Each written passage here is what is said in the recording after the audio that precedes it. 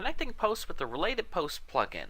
Uh, I'm sure that when you search the net, you're familiar with the whole surfing concept that you're on one page and then you see something on that page, it takes you to the next page and the next page, and before you know it, you've blown through an hour visiting someone's website. Well, we want people to do this on our websites.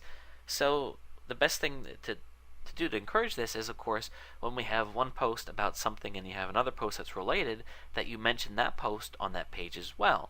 Well, this can be very time consuming, especially when you get to have a larger blog.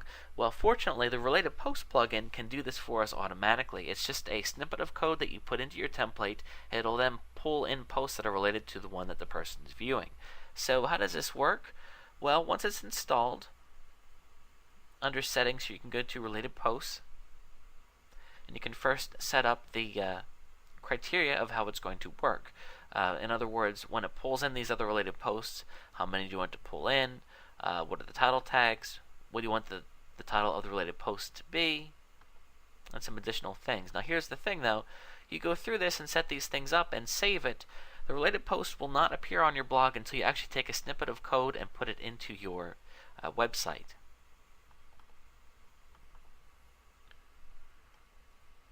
If you look at your documentation, you'll see that this is the snippet of code here that you need to post into your template. So in other words, if I want the related post to appear over here, I can put the code right in there in my sidebar. I can put it right below this post. I can have it pop in, and it's going to go ahead and pull in based on the criteria that we've already set right here. So that sounds a bit complex. This is a bit more involved than some of the other things that we've talked about, because you have to go ahead and take this snippet of code right here, copy and actually paste it into your template.